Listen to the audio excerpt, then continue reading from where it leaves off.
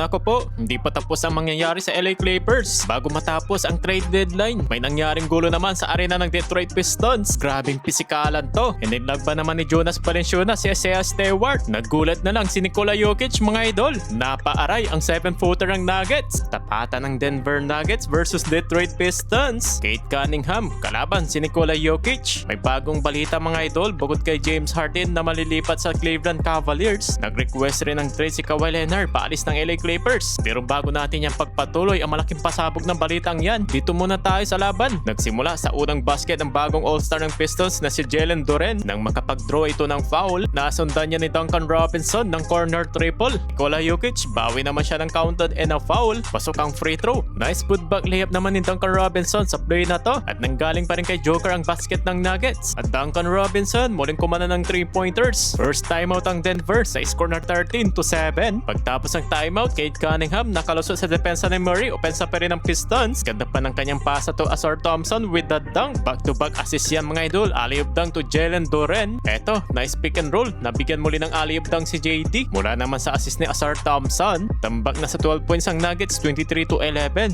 Well, pagtapos yan, nakapasikala naman si Jonas Valanciunas and Stewart na headlock, mga idol. May respect naman si Jalen Duren. Muntik pang magkasuntukan. Buti na lang, agad naman silang inawit ng mga players and staff. Dahil dyan, nabigyan ng technical foul si Valanciunas. Pagtapos niyan, nagpaula ng dalawang sunod na tres ang Nuggets. Nanggaling kay Jamal Murray at Tim Hardaway Jr. Sa last 2 minutes remaining, naibaba pa ni Murray sa 1-point game. Leading scoring sa Nuggets na may total of 11 points. Final seconds, may pahabol pa ng basket ang Pistons, 32-27 in favor sa home team. Sa second quarter, nagmula naman sa field goals ni Kate Cunningham. May kasama pang foul na ipasok niya ang kanyang free throw. Bawian naman sila ng basket ni Bruce Brown at ni Kate Cunningham with the quick moves. Lamang muli ng double digits ang Detroit, 40-30. Agad naman na ibaba ng Denver sa single digit. Lamang ng 7 points ang Pistons. Yun nga lang, momentum pa rin sa home team. Nakapagtala sila ng 6-2 nating run na istilang pa si Jokic. Nanawi sa fast break points ni Kate Cunningham.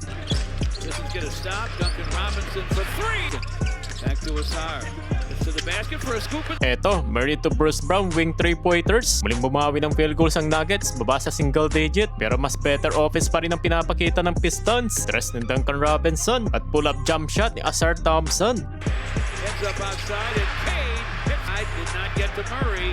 Ausar. Biglang dinomina ng Piston ng second quarter, 69-50. Hindi naramdaman si Jokic sa first half, only 7 points. Leading scoring naman si Kate Cunningham na may 17 points. Halftime, pagpasok ng third quarter, nasimula ni Nikola Jokic. 3-pointers, sinundan niya ng driving layup ni Jamal Murray. At back-to-back in transition si Peyton Watson para sa opensa ng Nuggets. Sa ibaba nila sa 14 points, nasa pool naman ang dalawang alaga ni Nikola Jokic. Bagsak ang 7-footer ng Nuggets. Bumawi naman ang basket ang dalawang all-star ng Pistons, ni Kate Cunningham at ni Jalen Duren. Napabayaan naman si Duncan Robinson mula sa beyond the arc. Sumagot naman dyan si Nikola Jokic, 3-pointers. Nakapagtala siya ng 5 straight points si The Joker. Baba na lang sa 11 points sa basket nito ni Murray, 84-73. Yun nga lang, muling nakapag-capitalize ang home team. Nakapagtala sila ng 7-2 run. Bumitaw ng 3 si Tobias Harris. At 200 slam dunk ni Isaiah Stewart, 93-80. End of the third quarter. Sa fourth and final quarter, nag-umpisa sa back-to-back basket ni Julian Stroughter. Habang baseline jumper naman ni Kate Cunningham na may 24